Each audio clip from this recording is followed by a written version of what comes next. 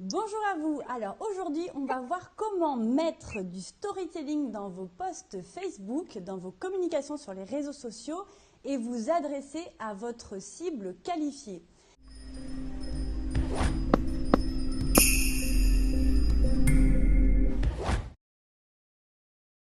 Alors avec nous aujourd'hui, on a Lucie de Mindset et Match. Bonjour Lucie. Hello, salut tout le monde. Je suis super contente de t'avoir aujourd'hui sur la chaîne de Press Effect. Alors, de quoi tu souhaites nous parler aujourd'hui pour que les personnes qui postent des choses sur les réseaux sociaux, des visuels, puissent le faire en racontant une histoire à leur audience?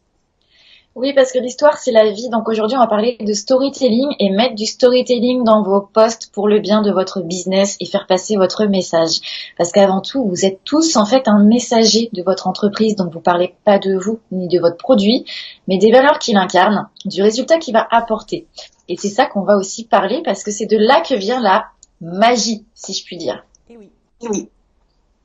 Donc en fait, moi j'avais aussi plusieurs petites questions parce que faire du storytelling c'est bien, mais il faut venir par des basiques en fait et revenir aux fondamentaux. Même si je pense que toi Isabelle, tu dois aussi en parler, mais je vais revenir là-dessus parce que en fait c'est bien beau de faire un storytelling, mais si on n'a pas les basiques, en fait il va tomber à l'eau.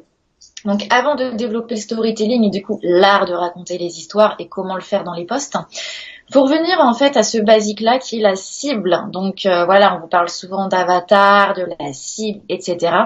Moi, j'ai une question aujourd'hui à vous poser, donc vous n'allez pas forcément y répondre tout de suite maintenant, mais en tout cas, je veux que vous la posiez dans vos têtes et pour vos business. C'est est-ce que votre cible actuellement est une cible subie ou une cible choisie?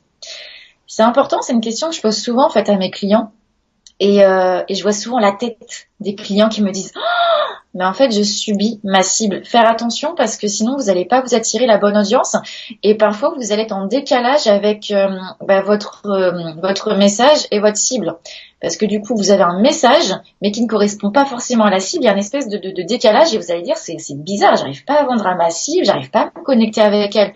Bah oui, parce que vous attirez une cible, mais vous en parlez à une autre. Donc du coup, faut faire attention. Donc ça, faut se repositionner et se poser la question à soi, est-ce que c'est une cible subie ou choisie? Et moi, je vous conseille d'avoir une cible choisie. Et quand on s'est posé cette question-là, en fait, qu'est-ce que tu nous recommandes de faire pour mieux communiquer à la cible à qui on veut parler, en fait? Bah, déjà, c'est bien de la connaître et se dire à qui j'ai envie de parler et mon offre, à quelle demande correspond-elle? Parce que souvent, quand c'est une cible subie, parfois on a une super offre, on se dit mince, c'est en décalage avec le besoin. Donc, faut revenir un petit peu aux bases et se dire ma super offre, à qui ça va servir le plus en fait. Alors attends, j'enlève les notifications parce que j'ai mal enlevé et ça va faire du boucan. Voilà, mauvais élève que je suis. Et du coup, voilà, en fait, faut se dire, mon offre, elle va aider quel type de personne? C'est pour qui? Est-ce que c'est pour des débutants? Est-ce que c'est pour des experts? On va mettre un curseur. Est-ce que, voilà, qui a le besoin, en fait? Qui a besoin de mes services et de mes compétences aujourd'hui?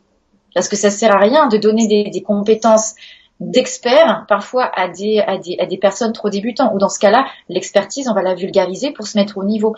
Mais il faut arrêter de mettre des écarts parce que souvent il y a des écarts. Donc ça, c'était important. C'est pas le sujet du jour, mais je voulais vraiment vous mettre la petite graine en tout cas dans la tête. Et si vous voulez qu'on en reparle, bah, dites-le à Isabelle et peut-être qu'on se fera un autre live spécial cible. Oui. Spécial avatar. Ouais, spécial avatar. Ah, j'adore ce mot, ça fait film. J'adore James Cameron. Bref. Voilà, donc du coup, la cible, important de se la poser et de se dire, voilà, est-ce que mon offre correspond bien à une demande? Parce que je vois aussi beaucoup de personnes qui ont un storytelling avec une super offre et me disent, Lucie, mon offre, elle est géniale. Ouais, mais à quelle demande correspond-elle? Bah, à rien. Ou, voilà, c'est super, ça va marcher. Bah non, en fait, parce qu'il faut pas réinventer des problèmes. Il faut répondre à des problèmes existants.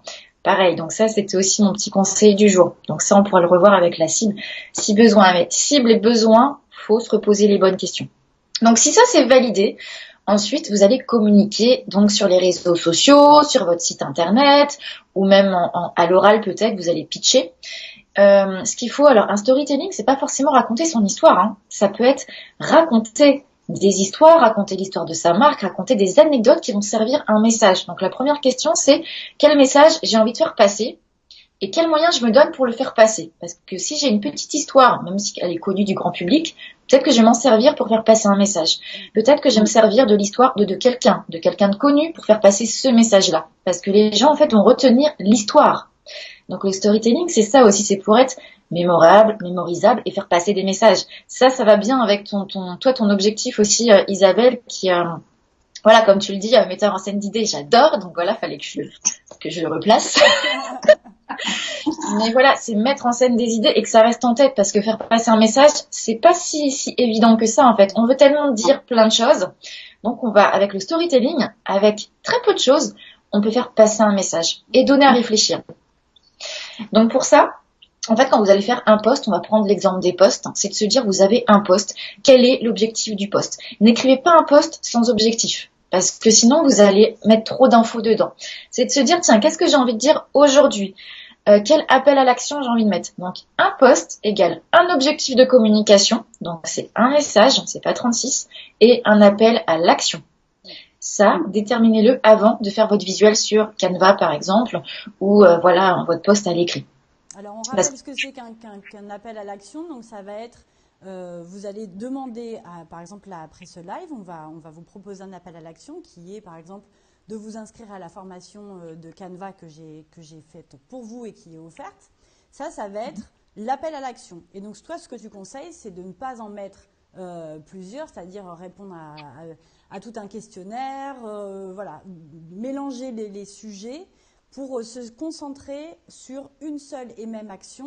Et vous, c'est ce que vous pouvez faire aussi dans votre communication sur les réseaux sociaux, c'est-à-dire que vous avez le message, comme dit Lucie, vous expliquez l'histoire qu'il y a derrière ce message pour que ça reste ancré dans les mémoires, et qu'ensuite, vous leur dites, j'ai besoin de vous pour répondre à cette question, j'ai besoin que vous cliquiez à tel endroit, le plus simple et le plus rapide, en fait, pour que les personnes ne se posent pas 12 000 questions avant de passer à l'action, en fait. C'est ça l'idée.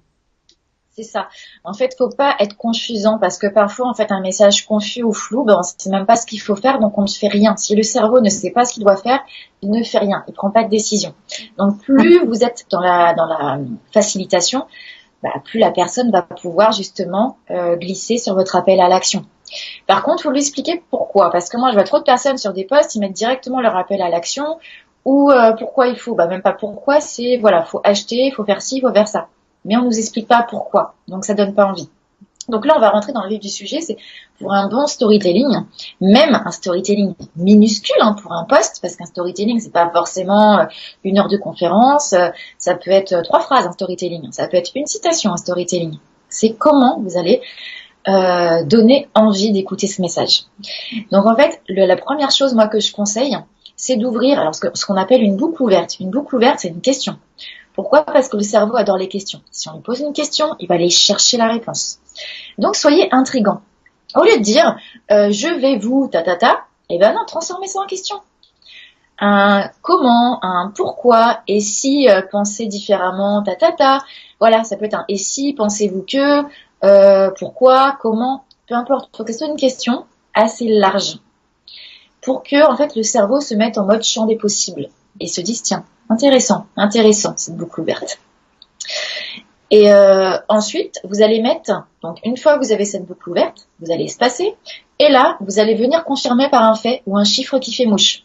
Alors quand je dis un chiffre qui fait mouche, ça veut dire un chiffre qui fait mouche. Parce que parfois, j'ai des personnes qui en mettent 36, mais après, on ne sait plus. Donc, il faut faire des choix dans la vie. Donc, même s'il y a 3 chiffres qui vous plaisent, et pour ce poste-là, dites-vous lequel est le mieux. Vous faites une battle et vous dites, c'est lui le gagnant, donc c'est lui qui va gagner, je prends ce chiffre-là. Les autres, on s'en servira pour d'autres postes, à la limite, on s'en fout. Il faut que ce soit un chiffre qui va appuyer, qui va prouver que ce qu'on est en train d'expliquer dans notre histoire est crédible, en fait. On va apporter de la crédibilité en amenant ce chiffre. Par exemple, moi, on va prendre dans le cas si je veux promouvoir mon e-book qui s'appelle Pensez-vous vraiment vous différencier en imitant les autres? C'est déjà une question. Donc ça, je peux le mettre directement en question. Pensez-vous vraiment vous différencier en imitant les autres? En gros, mon message, là, c'est pose-toi la question. Et ensuite, j'allais dire, parce que nous sommes 7 milliards de personnes sur Terre. Et pourtant, nous sommes tous uniques. C'est pas moi qui l'ai inventé, on est 7 milliards, j'ai rien sorti de mon chapeau. C'est un fait qui est réel. Je vais commencer mon histoire comme ça. J'ai appuyé avec un chiffre. Ça aurait pu être avec un fait. Donc, si vous avez des sources, mettez aussi vos sources, entre parenthèses. Ça peut venir aussi rendre crédible votre message. Donc ça, c'est important. Et ensuite, un coup qu'on a ça, moi j'ai dit par exemple, voilà, on est 7 milliards de personnes sur Terre, pourtant, chaque personne est unique. Donc, grâce à un branding, et là peut-être que je vais aller prêcher pour ma paroisse et leur dire, bah tiens, comment, en 3 clés, je peux avoir un branding efficace. Et là peut-être je vais donner 3 clés. Bim, bam, boum. On va donner 3 clés. Et ensuite, je vais leur dire, bah tiens, vous voulez en savoir plus, vous êtes convaincu qu'il vous faut une stratégie de marque, bah venez télécharger mon livre gratuit, mon livre offert, mon livre blanc, et je mets l'adresse. Mais au moins, il y a une démonstration en 4 temps. Une boucle ouverte pour intriguer, un fait réel ou un chiffre qui fait mouche avec la source, ou pas, hein, parce que si, moi quand je dis 7 milliards de personnes sur Terre, j'ai pas besoin de mettre une source, mais il y a des chiffres, on a besoin de mettre des sources, donc ça c'est ok, vous voyez. Et ensuite, vous allez mettre le comment avec vos clés. Ça peut être 3 clés, ça peut être 2 clés, ça peut être une astuce, peu importe. Et on finit par l'appel à l'action. Et même avant l'appel à l'action, vous pouvez nommer votre cible en disant, voilà, aujourd'hui vous êtes entrepreneur du web, vous avez du mal à vous démarquer, marquer les esprits, bah, je vous invite à télécharger le livre blanc. Vous pouvez nommer votre cible parce qu'en fait, plus on la nomme, plus elle se reconnaît. C'est processus d'identification. Et un bon storytelling, c'est ça. Ça veut dire qu'on va mettre ce qu'on appelle un pattern, donc une question ou une boucle. On va ouvrir la boucle. Ensuite, il va avoir un dénouement. Donc là, on va parler de nos chiffres qui font mouche, on va parler de nos astuces. Et puis à la fin, une conclusion. Et la conclusion, ça va être l'appel à l'action, qu'on peut un petit peu romancer. Et évitez de mettre du jeu dans vos histoires. Parce que sinon, le cerveau va se dire, c'est votre histoire, c'est pas la mienne. Alors que, en fait, tout ce que... en fait, il faut se dire que le héros de l'histoire, c'est pas vous finalement, c'est de faire de celui qui écoute le héros. Et pour ça, on va mettre beaucoup de processus d'identification. C'est pour ça que je reviens à ma question de base, c'est votre cible. Parce qu'en fait, le storytelling correspond à votre cible. Donc, si vous connaissez mal votre cible, c'est que vous allez faire des efforts pour rien. Donc, revenez à la case départ, c'est ma cible. Est-ce que je la connais bien? Est-ce que je la connais sur le bout des doigts? Quelles sont ses peurs? Quels sont ses désirs? Qu'est-ce qu'elle veut vraiment? De quoi elle a besoin aujourd'hui? Quels sont ses enjeux aujourd'hui, en fait? Parce que si je connais ses enjeux, je vais pouvoir lui en parler et lui dire qu'aujourd'hui, tu es dans ce cas-là. Ou peut-être que tu es dans ce cas-là. Peut-être que tu as raté avant des choses. C'est normal. Vous pouvez dire que, voilà, vous aussi, vous étiez dans ce cas avant. Ou que vous connaissez très bien ce problème. Et que justement, vous avez développé une méthode pour ça. Et pourquoi votre méthode est différente de celle des autres? Parce qu'il n'y a pas que la vôtre. Il y a aussi les autres. Et là, vous allez parler de votre promesse différenciante. Faut donner envie.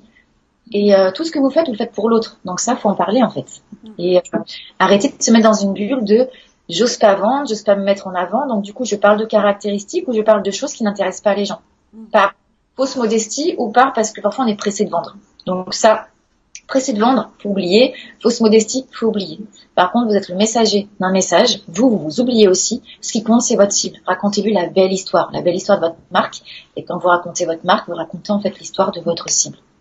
Donc voilà, donc le cible subi ou choisi, il faut choisir, mais il ne faut pas se tromper de combat. Donc en storytelling, en fait, le secret, c'est de raconter, d'être un peu le voyante de ce qui va arriver, de ce que vous préconisez pour votre cible, en fait, c'est ça. C'est de leur dire, voilà ce qui peut vous arriver, voilà dans la situation dans laquelle vous êtes, et ce que vous pouvez devenir, faire dans le futur, quoi. C'est ça, on lui raconte son histoire et on va le projeter. Donc, il faut connaître en fait ce qu'il vit, ses émotions, les projections, parce qu'on se raconte pas nous en fait. Le storytelling, c'est pas se raconter, c'est pas se la raconter. Faut pas non plus forcément trop raconter son histoire en mode jeu, ou parce que sinon on empêche les autres de s'identifier. Donc, quand vous avez une histoire, même si c'est la vôtre, faites en sorte que ça devienne aussi l'histoire des autres. Donc, parfois il y a des détails, il faut pas les donner parce que ça nous empêche de nous identifier. Donc, dites-vous comment je peux faire de mon histoire l'histoire de l'autre en fait. Et qu'est-ce que ça nous apprend et comment ça va l'aider dans le futur. C'est ça en fait. Les grandes marques ont compris. Hein. Nike, ils vous vendent pas des équipements de sport. Ils vous racontent une histoire, l'histoire de quelqu'un qui est inarrêtable.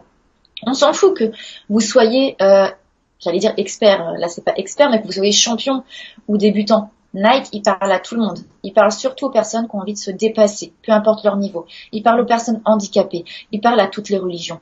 Il parle aux jeunes comme aux personnes moins jeunes. Il parle à tout le monde. Le seul point commun, c'est je suis inarrêtable, j'ai envie de me dépasser. C'est ça l'histoire que je me raconte, que je crois en moi en fait, et que rien ne peut m'arrêter.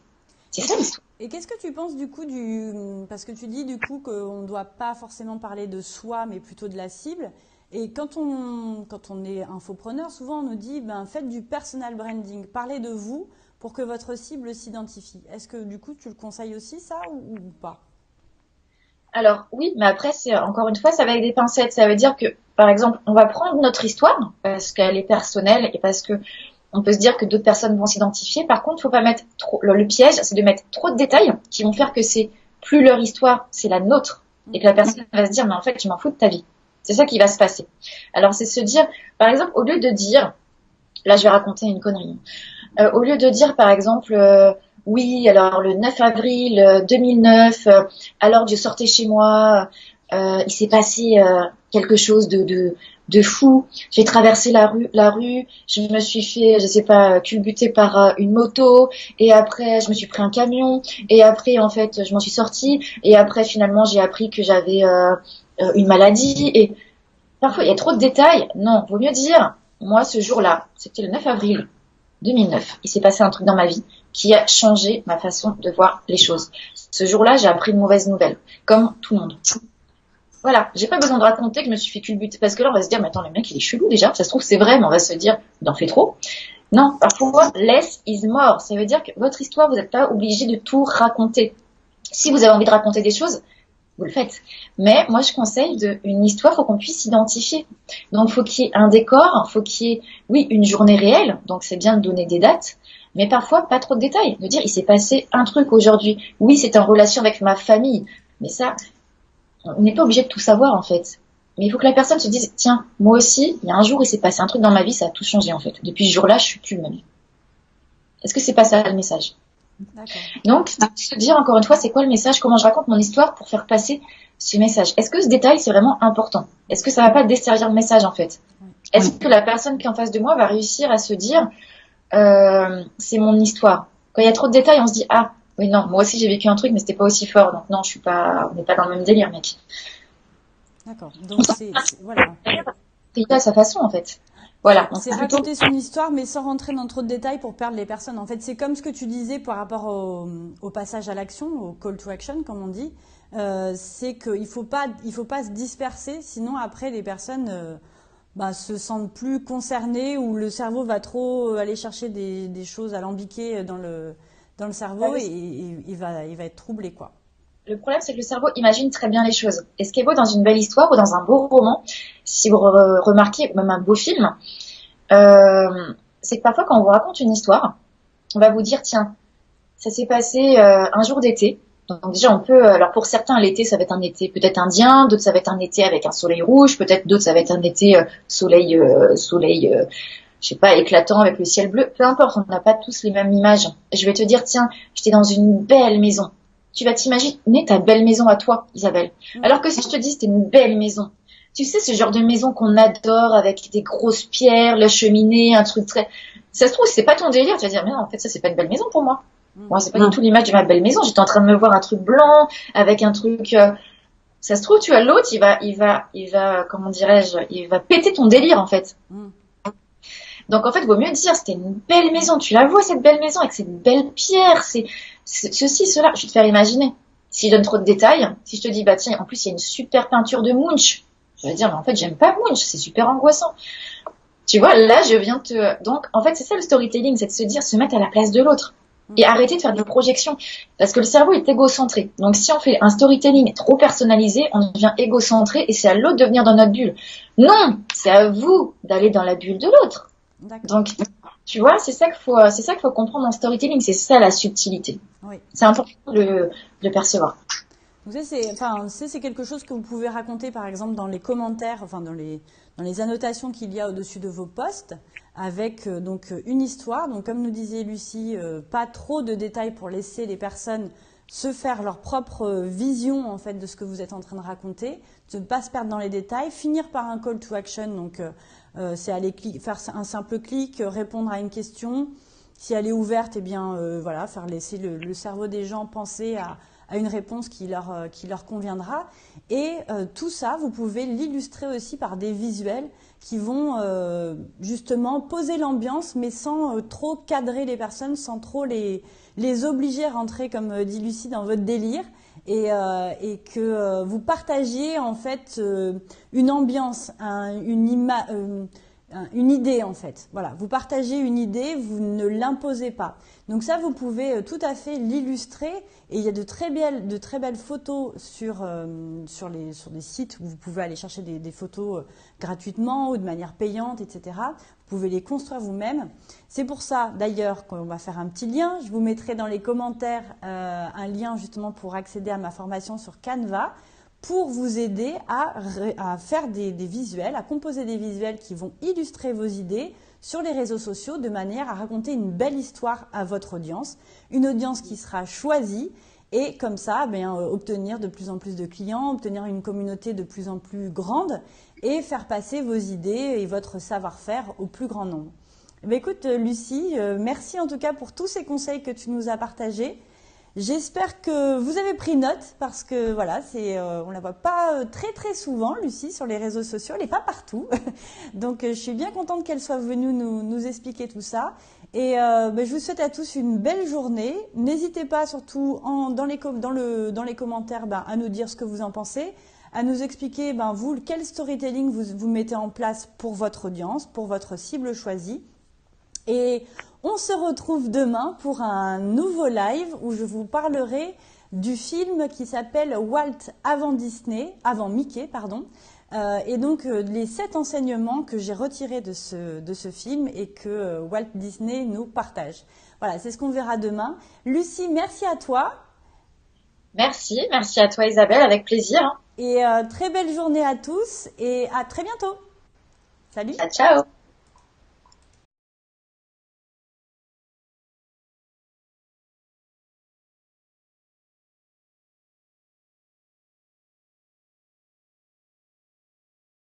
Démocratisons les belles présentations.